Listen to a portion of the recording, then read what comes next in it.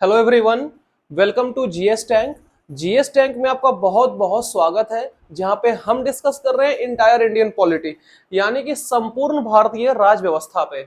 और कल हमने कंप्लीट किया था इलेक्शन कमीशन टॉपिक को। ठीक है, जो हमारा इलेक्शन कमीशन यानी कि चुनाव आयोग जो हमारा टॉपिक है वो दो अलग अलग वीडियोस के माध्यम से कंप्लीट हुआ है। तो अगर आपने दोनों में से कोई वीडियो को मिस किया है तो आप जाकर उसको देख सकते हैं, प्लेलिस्ट क्रिएट किया हुआ है। ठीक है, और अगर आपको कोई भी वीडियो मतलब पहले का कोई भी वीडियो अगर आपका मिस हो गया है तो आप जाकर देख सकते हैं, प्रॉपर प्लेलिस्ट क्रिएट किया हुआ है। ठीक है, और अगर आप इस चैनल पे नए हैं तो आप इस चैनल को सब्सक्राइब कर लीजिए और वीडियो को लाइक शेयर भी कर दीजिए, ताकि आपका कंसेप्ट पॉलिटी का अच्छे से क्लियर रहे। ठीक है, तो आज हम उसके आगे बात करेंगे, यानी कि इलेक्शन कमीशन जो पार्ट 15 में था उसके आगे आज हम बात करेंगे, जो कि है पार्ट 16। पार्ट 16 क्या कहता है? Special provisions for the certain classes, या बोले तो special provisions relating to certain classes, यानी कि कुछ वर्गों के लिए जो विशेष प्रावधान है। अब कुछ वर्गों यहाँ पर जनरली फोकस किया जा रहा है एससी एसटी, यानी कि अनुसूचित जाति अनुसूचित जनजाति पे फोकस किया जा रहा है। ठीक है, जो क्लासेस की बात हो रही है, तो उसके लिए जो कुछ विशेष प्रावधान है, स्पेशल प्रोविजंस है, उसके बारे में हम इसमें पढ़ेंगे। मतलब ये छोटा सा ही टॉपिक है, ज्यादा बड़ा टॉपिक नहीं है। ठीक है, तो इसको आसानी से हम लोग क्लियर कर लेंगे। ठीक है, आइए देखते हैं special provisions relating to certain classes. अगर इसके हिंदी की बात करें तो इसका हिंदी हो जाएगा कुछ वर्गों के लिए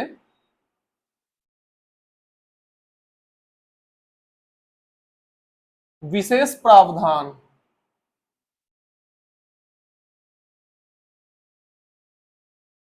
ठीक है, ये कुछ वर्ग कहने का मतलब है आपको, ये टारगेट कर रहा है एससी एसटी क्लास को। ठीक है, मतलब मेन फोकस जो है वो अनुसूचित जाति और अनुसूचित जनजाति का है। ठीक है, अब बात करते हैं कि ये पार्ट कौन से है। तो ये है संविधान के पार्ट 16 में, और आर्टिकल की बात करें तो ये आर्टिकल आता है 330 से लेके 342 ए तक। ठीक है, संविधान में इसके चर्चा की बात करें तो ये आता है पार्ट 16 यानी भाग 16 में, और अनुच्छेद की बात करें तो अनुच्छेद 330 से लेके 342 ए तक आता है। ठीक है, अब डायरेक्ट बात करेंगे हम लोग आर्टिकल्स पे, क्योंकि ज्यादा इसके बारे में बैकग्राउंड इसका कुछ है नहीं, तो इसलिए ज्यादा सुटेबल रहेगा कि हम लोग डायरेक्ट आर्टिकल्स पे आए। ठीक है, तो आर्टिकल 330 क्या कहता है? जो इसका पहला आर्टिकल है कि लोकसभा में एससी एसटी के सीटों का आरक्षण, मतलब ये सिंपली रिलेट कर रहा है रिजर्वेशन से। ठीक है, और रिजर्वेशन किस चीज का? एससी और एसटी के सीटों का रिजर्वेशन कहां? लोकसभा में। ठीक है, जो लोकसभा में रिजर्वेशन होता है एससी एसटी के सीटों का, उससे रिलेट कर रहा है। और यही अगर सीट की बात करें, यानी कि सीटों का आवंटन की बात करें, एलोकेशन की बात करें, तो एससी यानी कि शेड्यूल कास्ट के लिए आपका 84 सीट, और एसटी यानी कि शेड्यूल ट्राइब्स के लिए आपका 47 सीट। कहें तो अनुसूचित जाति के लिए है आपका 84 सीट और अनुसूचित जनजाति के लिए है 47 सीट। क्लियर है पॉइंट? यही है आर्टिकल 330। ठीक है, अगला है आर्टिकल 331। ठीक है, जो कि कहता है कि लोकसभा में दो एंग्लो इंडियंस को राष्ट्रपति मनोनीत करेंगे। 331 आर्टिकल कहता है कि नॉमिनेशन से डील कर रहा है, नॉमिनेशन से रिलेट कर रहा है, जिसमें कि जो राष्ट्रपति मनोनीत करेंगे किसको? दो आंग्ल भारतीय को। एंग्लो इंडियन कहने का क्या मतलब है? आंग्ल भारतीय।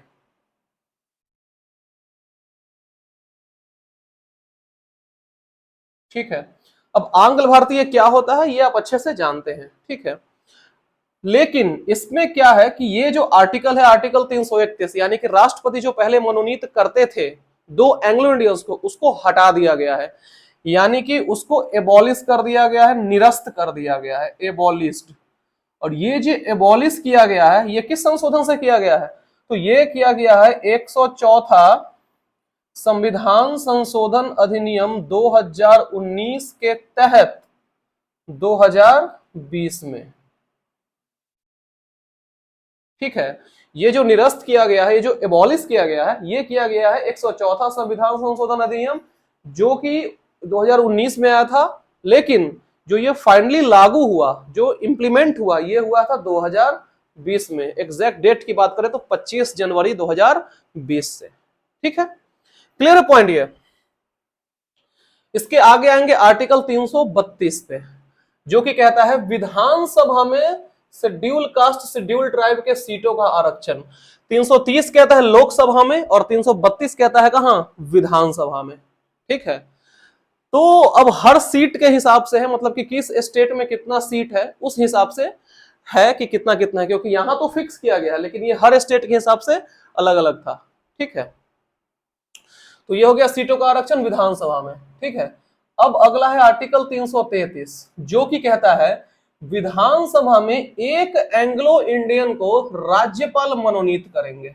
जैसे 331 में क्या था कि राष्ट्रपति 2 एंग्लो इंडियंस को नॉमिनेट करेंगे, और 333 में कि विधानसभा में राज्यपाल एक एंग्लो इंडियंस को नॉमिनेट करेंगे। ठीक है, लेकिन लेकिन इसको भी अब हटा दिया गया है और इसी के तहत हटाया गया है, यानी बोले तो इसको भी एबॉलिश कर दिया गया है। आर्टिकल 333 को भी एबॉलिश कर दिया गया है 104वां संविधान संशोधन अधिनियम 2019 के तहत 2020 में सेम यही। ठीक है, क्लियर है पॉइंट। अगला है 334। 334 क्या कहता है, लोकसभा तथा विधानसभा में एससी एसटी का आरक्षण 2020 तक बना रहेगा।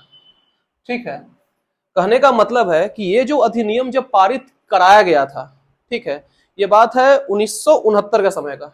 ठीक है, तो उस समय आर्टिकल 334 में यह कहा गया था कि लोकसभा और विधानसभा में जो एससी एसटी है उसका जो आरक्षण है उसका 2020 तक वो क्या रहेगा, बना रहेगा 2020 तक, मतलब वहां 2020 तक कुछ इधर उधर नहीं होगा। ठीक है, और अगर यही 2020 के एग्जैक्ट डेट का बात करें तो ये 25 जनवरी तक की बात थी, 25 जनवरी 2020 तक की बात थी। लेकिन 104वां संविधान संशोधन अधिनियम के तहत 2019 जो कि लागू हुआ था 2020 में, इसके तहत इसको 10 साल और बढ़ा दिया गया, 10 साल बढ़ा दिया गया। यानी पहले ये वैलिड था 25 जनवरी 2020 तक, लेकिन 10 साल बढ़ जाने के बाद ये वैलिड हो जाएगा आपका 25 जनवरी 2030 तक। Clear point.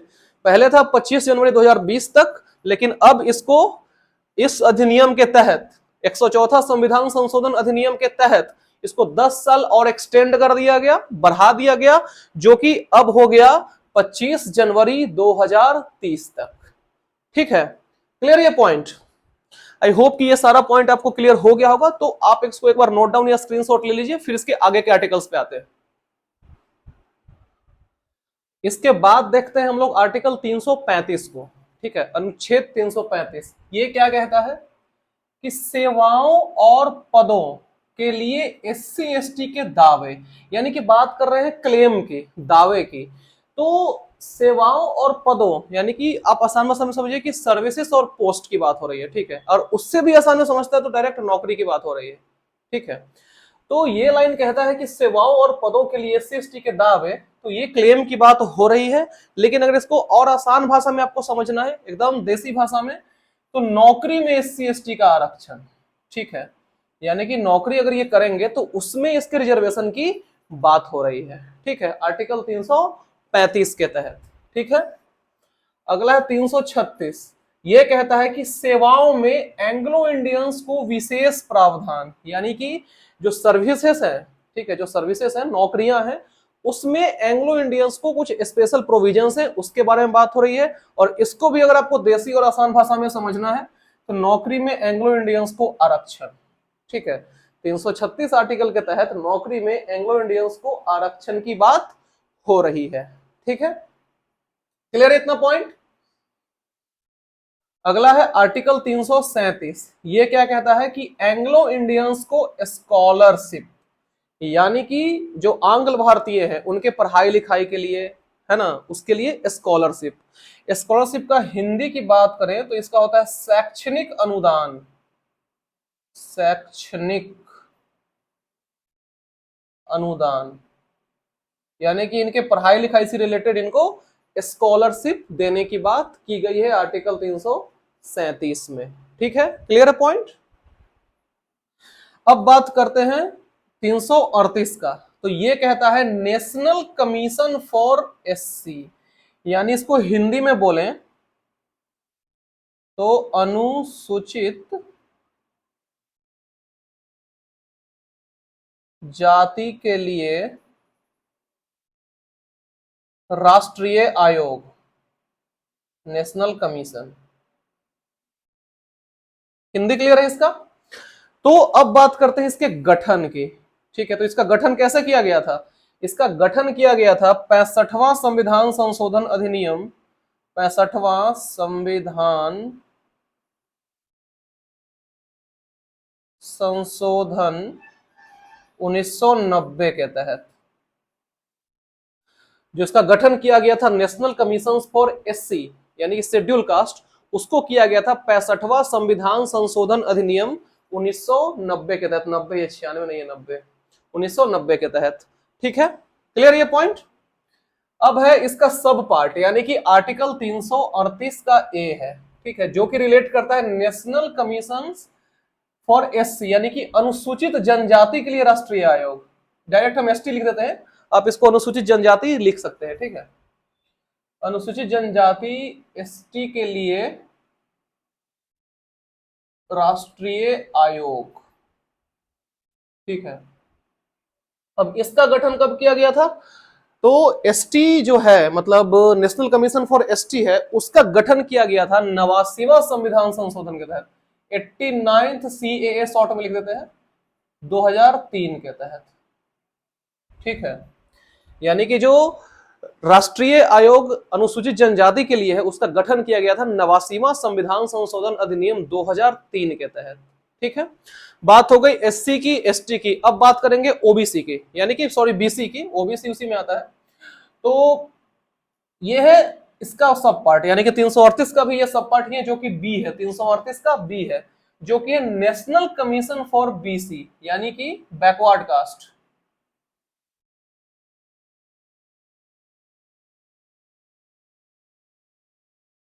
इसको हिंदी में बोले तो पिछड़ा वर्ग के लिए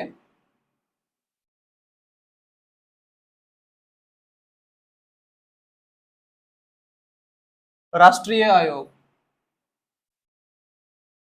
ठीक है, पिछड़ा वर्ग के लिए राष्ट्रीय आयोग की बात की गई है 338 बी में। और यही इसकी बात करते हैं गठन की। तो इसका गठन किया गया था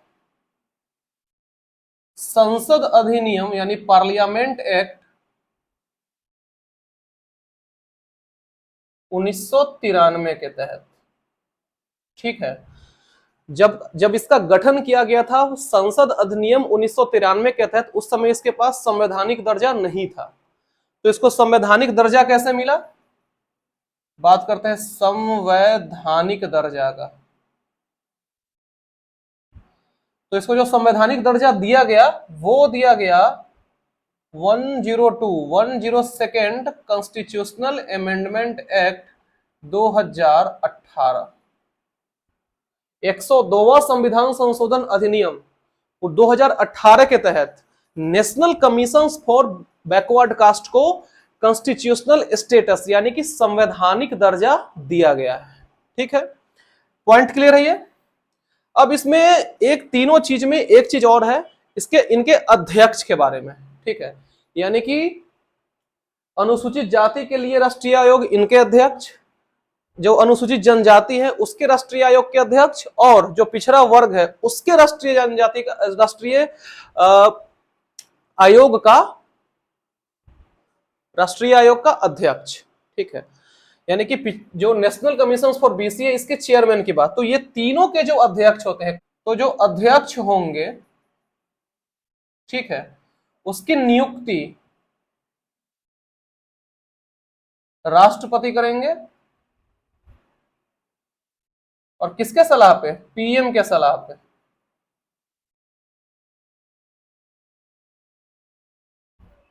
प्रधानमंत्री के सलाह पे एससी, एसटी और बीसी ये तीनों के जो चेयरमैन होंगे, यानी कि राष्ट्रीय आयोग के जो अध्यक्ष होंगे, उनकी नियुक्ति करेंगे कौन? राष्ट्रपति प्रधानमंत्री के सलाह पे। ठीक है, और जिसका वार्षिक रिपोर्ट होता है, ठीक है, तो तीनों जो नेशनल कमीशन है उसका तो वार्षिक रिपोर्ट होगा ही, एनुअल रिपोर्ट, तो उसका जो वार्षिक रिपोर्ट है वो कमीशन जो है सो राष्ट्रपति को सौंपती है, ठीक है। आयोग जो है तीनों का सेपरेट, वो राष्ट्रपति को अपना रिपोर्ट सौंपेगी। क्लियर है पॉइंट? तो ये बात हो गई आर्टिकल 338 बी तक। तो इसको एक बार नोट डाउन या स्क्रीनशॉट ले लीजिए, फिर इसके आगे आते हैं। अगला है आर्टिकल 339, ठीक है।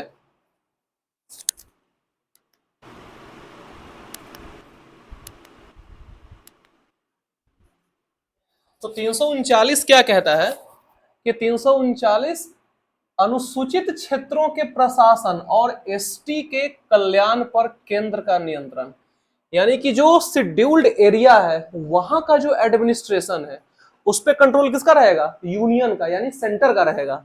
और जो एसटी के जो कल्याण है यानी कि वेलफेयर ऑफ शेड्यूल्ड ट्राइब्स की बात हो रही है, तो इस पे भी नियंत्रण किसका रहेगा? केंद्र का ही रहेगा। केंद्र बोले या संघ बोले, इसी का नियंत्रण रहेगा। ये बात कही गई है आर्टिकल 339 में। क्लियर है पॉइंट? अगला है आर्टिकल 340। ये क्या कहता है कि सामाजिक और शैक्षिक रूप से पिछड़े वर्गों के लिए आयोग बनाने की चर्चा। सामाजिक यानी कि सोशली और एजुकेशनली, ठीक है, मतलब सोशल तौर पे भी और एजुकेशन के पॉइंट ऑफ व्यू से भी जो पिछले वर्ग है यानी कि जो बैकवर्ड क्लास है उसके लिए कमीशन बनाने की चर्चा की गई है। यानी कि बोले तो सामाजिक और शैक्षिक रूप से पिछले वर्ग के लिए कमीशन बनाने की चर्चा की गई है आर्टिकल 340 में, ठीक है। तो इसी के आधार पे यानी कि ये जो बात कही गई है इसके आधार पे दो वर्ग का गठन किया गया, यानी कि दो वर्ग आयोग का गठन किया गया, ठीक है। वो क्या क्या है? पहला है कि पहला पिछला वर्ग आयोग, ठीक है, और दूसरा है कि दूसरा पिछला वर्ग आयोग, ठीक है। तो इसमें क्या है कि जो पहला पिछला वर्ग आयोग है उसमें जो कमिटी है उसका नाम है, सॉरी कमिटी बोले कमीशन बोले, काका केलकर आयोग, ठीक है। जो पहला पिछला वर्ग आयोग है उसका नाम है काका केलकर आयोग और इसके जो अध्यक्ष थे वो थे काका केलकर, ठीक है। इसके दो अध्यक्ष थे वो थे काका केलकर और इन्हीं ने इसका जो है वो इम्प्लीमेंटेशन किया है। कब? 1953-1955 के समय में, ठीक है। जो इम्प्लीमेंटेशन हुआ है पहला पिछला वर्ग आयोग का यानी कि लागू किया गया है, वो कब किया गया है? वो 1953 और लागू बोले या फिर गठन किया गया वो 1953-55 का समय में उसका गठन किया गया है, ठीक है। यही बात करते अगर दूसरा की, तो इसका जो आयोग है उसका नाम है मंडल आयोग, ठीक है। इसके अध्यक्ष कौन थे? बीपी मंडल थे। और इसका जो गठन किया गया है वो किया गया है 1978-80 के समय में, मोरारजी देसाई का जब सरकार था उस समय की बात है, ठीक है। लेकिन ये जो गठन किया गया इसको जो फाइनल इंप्लीमेंट इसका किया गया यानी कि पूर्णतः इसका लागू जो किया गया वो किया गया है 1990 के समय में, जब सरकार थी वीपी सिंह, विश्वनाथ प्रताप सिंह की जब सरकार थी उस समय इसको फाइनली इंप्लीमेंट किया गया। और आप जो सुनते हैं कि ओबीसी को जो रिजर्वेशन दिया जाता है ना, जो ओबीसी है उसको जो 27% रिजर्वेशन दिया जाता है वो 1990 में जब इंप्लीमेंट हुआ था उसके बाद से दिया जाता है, ठीक है। अब पॉइंट क्लियर हो गया पूरा, ठीक है। इसके बाद 340 हो गया। अब बात करते हैं 341 का, जो कि कहता है कि राष्ट्रपति किसी जाति को अनुसूचित जाति घोषित कर सकते हैं। अगर राष्ट्रपति के पास इतना पावर है, इतना अधिकार है कि वो चाहे तो किसी भी जाति को, एससी जाति यानी कि शेड्यूल्ड कास्ट जो है वो घोषित कर सकते हैं, अनुसूचित जाति घोषित कर सकते हैं, ठीक है। और ठीक 342 के हिसाब से राष्ट्रपति किसी जाति को शेड्यूल्ड ट्राइब घोषित कर सकते हैं यानी कि अनुसूचित जनजाति घोषित कर सकते हैं, ठीक है। तो ये बात हो गई आर्टिकल 341-342 की। लेकिन अगर कोई कास्ट, ठीक है, राष्ट्रपति के द्वारा अनुसूचित जनजाति या जाति घोषित कर दिया गया है लेकिन आगे चल के उसको उस कैटेगरी से बाहर निकालना है, ठीक है। राष्ट्रपति तो घोषित कर दिए ये जाति आपका शेड्यूल कास्ट, ये जाति शेड्यूल ट्राइब में आता है, लेकिन अगर उसको उस लिस्ट से बाहर निकालना है तो ये अधिकार, ये पावर सिर्फ और सिर्फ पार्लियामेंट के पास है, संसद के पास है। बाकी कोई ऐसा काम नहीं कर सकता है कि वो लिस्ट से उसको बाहर निकाल दे। क्लियर है पॉइंट? ठीक। अब बात करते हैं ओबीसी का डिस्ट्रीब्यूशन का, जो कि किया गया है सुप्रीम कोर्ट के द्वारा, सर्वोच्च न्यायालय के द्वारा किया गया है, जिसमें ओबीसी को दो पार्ट में बांटा गया है। क्रीमी लेयर, आप सुनते हैं जब फॉर्म भरते समय, क्रीमी लेयर और नॉन क्रीमी लेयर, है ना, नॉन क्रीमी लेयर, ठीक है। तो जो क्रीमी लेयर होता है उसमें क्या है कि जो सैलरी होता है, मतलब जो इनकम है, वो 1 साल का 8 लाख से प्लस होता है, 8 लाख प्लस होता है, ठीक है। अगर 8 लाख से ऊपर का सैलरी है तो वो आएगा क्रीमी लेयर में, और 8 लाख से, ये वार्षिक की बात हो रही है, महीना की नहीं, वार्षिक, एनुअल सैलरी की बात हो रही है, 1 ईयर की। और नॉन क्रीमी में 8 लाख से नीचे वाले का होता है, ठीक है। अब इस दोनों में क्या डिफरेंस और है, तो इस केस में 27% रिजर्वेशन नहीं मिलेगा, ठीक है। लेकिन इस केस में 27% जो आरक्षण रिजर्वेशन है वो मिलेगा। क्लियर है पॉइंट? क्लियर है ये? तो इस तहत हमारा पूरा जो है सो पार्ट 16 जो है सो कंप्लीट हो गया है, ठीक है। पूरा हमने आर्टिकल कवर कर दिया, उसके बारे में इन डिटेल्स डिस्कशन किए, ठीक है। एक एक आर्टिकल्स को अच्छे तरीके से समझे हैं, ठीक है। तो आपको आज का ये वीडियो कैसा लगा मुझे कमेंट सेक्शन में जरूर से जरूर बताइए, और यदि अच्छा लग रहा है तो आप वीडियो को लाइक भी कीजिए, ठीक है। तो फिलहाल इस वीडियो में इतना ही। देखने के लिए आपका बहुत बहुत धन्यवाद। और अगर आपने इस वीडियो को अभी तक लाइक नहीं किया है, शेयर नहीं किया है, तो लाइक भी कर दीजिए, शेयर भी कर दीजिए, और चैनल को सब्सक्राइब भी कर लीजिए, और बेल आइकन को भी प्रेस कर लीजिए, ताकि कोई भी अपडेट आपको सबसे पहले मिले, ठीक है। तो कल हम लोग मिलेंगे, यानी कि नेक्स्ट क्लास में मिलेंगे हम लोग नए टॉपिक के साथ, जो कि पार्ट 17 होगा, जो कि रिलेट करता है किससे? लैंग्वेज से, ठीक है। यानी कि राजभाषा, भाषा राजभाषा, उससे रिलेट करता है ये, ठीक है। तो ये हम लोग अगले क्लास में देखेंगे। तब तक के लिए thank you so much, bye bye, take care.